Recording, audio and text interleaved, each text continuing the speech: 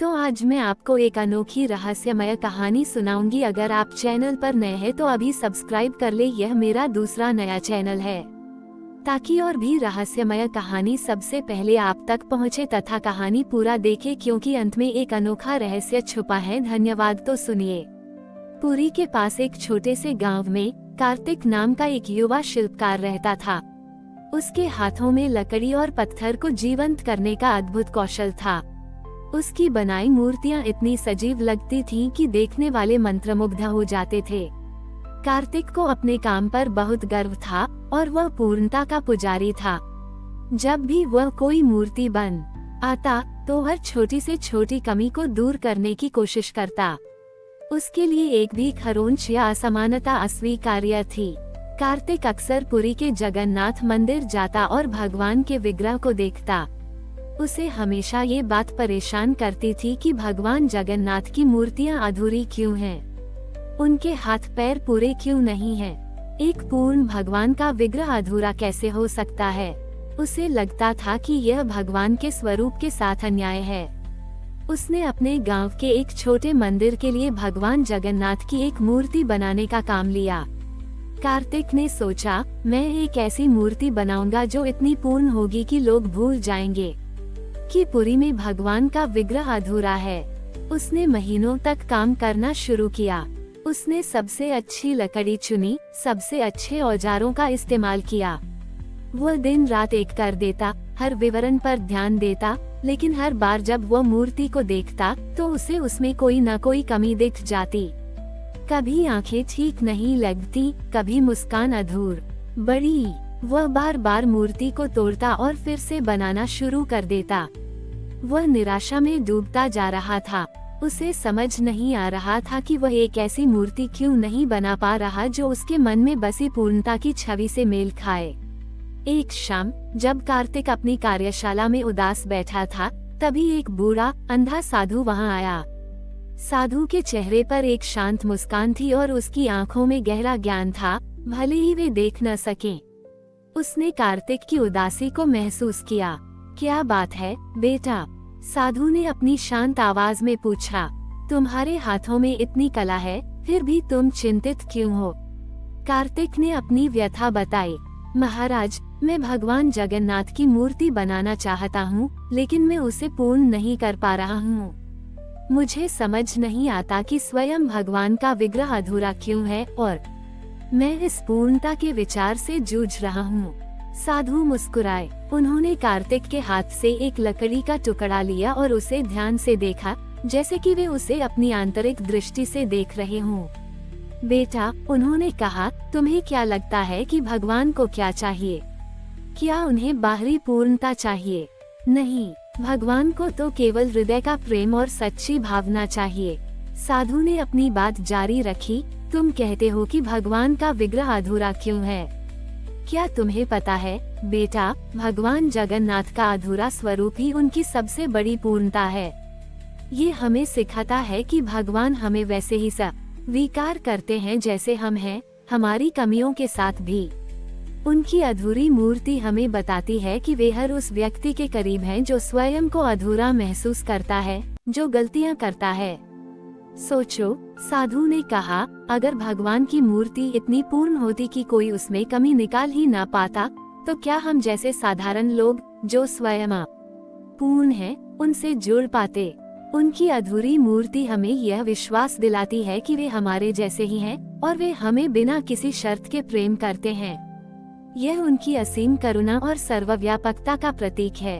साधु ने कार्तिक के कंधे पर हाथ रखा। तुम्हारा काम केवल लकड़ी को तराशना नहीं है बेटा, तुम्हारा काम प्रेम और श्रद्धा को आकार देना है।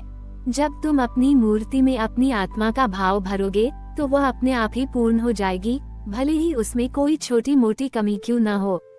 भगवान उस रूप को नहीं देखते जो आंखों से दिखाई देता है, वे उस भाव को देखते हैं जो हृदय से निकलता है। साधु की बातें सुनकर कार्तिक की आंखों में आंसू आ गए। ये आंसू दुख के नहीं, बल्कि संतोष और नई समझ के थे। उसे लगा जैसे उसके भीतर एक नया प्रकाश जग गया हो। उसने हमेशा बाहरी पूर्णता पर ध्यान दिया था, लेकिन उसने कभी इस गहरे सत्य को नहीं समझा था। उसे समझ आया कि भगवान जगन्नाथ का अधूरा विग्रह उनकी करुणा और सर्वव्यापकता का प्रतीक था। उस दिन से कार्तिक ने अपने काम को एक नई भावना से करना शुरू किया।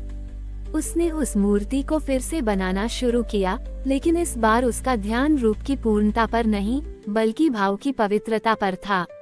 उसने हर छेनी और हथौड़े के साथ अपने हृदय का प्रेम और अपनी श्रद्धा को जोड़ा। उसे लगा कि वह लकड़ी को तराश नहीं रहा, बल्कि वह भगवान के प्रेम को आकार दे रहा है। उसने अपनी कला में अपनी आत्मा को उड़ेल दिया, अपनी हर सांस में भगवान का नाम जपा। जब मूर्ति बनकर तैयार हुई, तो वह शायद कार्तिक की पिछली मूर्तियों जितनी तकनीकी रूप से पूर्ण नहीं थी। उसमें कुछ ऐसी सहजता थी जो उसे मानवीय बनाती थी। कुछ ऐसी अपूर्णता थी जो उसे और भी सुंदर बनाती थी। लेकिन जब गांव के लोग उसे देखने आए, तो वे चकित रह गए। उन्हें उस मूर्ति में एक ऐसी अद्भुत शांति और दिव्यता महसूस हुई जो उन्होंने पहले कभी नहीं देखी थी। उन्हें लगा कि भगवान जगन्नाथ स्वयं उनकी ओर देखकर मुस्कुरा रहे हैं। कार्तिक की बनाई मूर्ति की ख्याति पूरे पुरी में फैल गई। लोग दूर दूर से उस गांव में आते, न केवल मूर्ति के दर्शन करने, बल्कि कार्तिक की कहानी सुनने के लिए भी। कार्तिक अब केवल एक शिल्पकार नहीं था, बल्कि वह एक ज्ञान का स्रोत बन चुका था, जो लोगों को सिखाता था कि सच्ची पूर्णता बाहरी रूप में नहीं, बल्कि भीतर के भाव में होती है। कार्तिक ने अपना जीवन अब पूरी तरह से भगवान की सेवा और कला को समर्पित कर दिया था। वह और भी मूर्तियां बनाता था, लेकिन अब उसका ध्यान हर बार आत्मा की अभिव्यक्ति पर होता था, न कि केवल शारीरिक पूर्णता पर।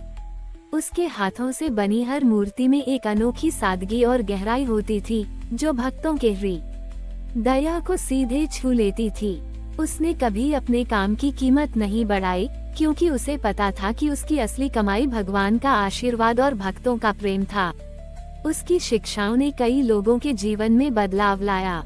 जो लोग पहले अपने आप को अपूर्ण समझते थे, वे अब खुद को भगवान के प्रेम के योग्य मानने लगे। जो लोग केवल बाहरी दिखावे में विश्वास रखते थे, वे अब आंतरिक पवित्रता की ओर मुड़ने लगे। पुरी और आसपास के गांवों में एक नई भावना का संचार हुआ, प्रेम, स्वीकृति और विनम्रता की भावना। सालों बीतते गए, कार्तिक बूढ़ा हो गया। उसके हाथ अब उतने फुर्तीले नहीं रहे थे, लेकिन उसकी आत्मा उतनी ही शांत और आनंदित थी। वह अब भी हर सुबह अपनी कार्यशाला में आता, लकड़ी को छूता और उसे भगवान का प्रसाद मानता। उसकी आंखों में अब कोई शिकायत नहीं थी, केवल असीम कृतज्ञता थी। एक शाम, जब सूरज उसकी कार्यशाला में डूब रहा था और लकड़ी के बुरादे की खुशबू हवा में घुली हुई थी, कार्तिक अपनी बनाई हुई पहली मूर्ति के सामने बैठा था। उसने मूर्ति को अपने हाथों में लिया। वह मूर्ति शायद किसी और के लिए अपूर्ण होती, लेकिन कार्तिक के लिए वह भगवान की करुणा और स्वीकृति का प्रतीक थी। उसने मूर्ति को अपने हृदय से लगाया। उसे लगा कि उसका जीवन भी इस मूर्ति की तरह ही था, अपूर्ण, लेकिन भगवान के प्रेम और आशीर्वाद से भरा हुआ। उसने महसूस किया कि उसने वह सब कुछ पा लिया था जिसे बड़ी ही उसे कभी इच्छा थी, संतोष, प्रेम और भगवान की निकटता। अगली सुबह जब सूरज निकला, तो लोगों ने देखा कि कार्तिक अपनी कार्यशाला में शांत लेटा हुआ था। उसके चेहरे पर एक दिव्य मुस्कान थी। उसके हाथ में वही पहली बनाई हुई मूर्ति थी। गांव के लोगों ने शोक मनाया, लेकिन उनके दिलों में कार्तिक के प्रति गहरा सम्मान था। उन्हें पता था कि कार्तिक ने उन्हें न केवल शिल्प सिखाया था, बल्कि जीवन का सच्चा अर्थ भी सिखाया था। आज भी जब पुरी और उसके आसपास के गांवों में कोई शिल्पकार मूर्ति बनाता है, तो उसे कार्तिक की कहानी सुनाई जाती है। लोग कहते हैं कि भगवान को खोजने के लिए बाहरी पूर्णता की नहीं, बल्कि हृदय की पवित्रता की जरूरत होती है, और भगवान जगन्नाथ का प्रेम हर उस व्यक्ति के साथ है जो अपनी अपूर्णताओं को स्वीकार करता है और प्रेम से अपना कर्म करता है।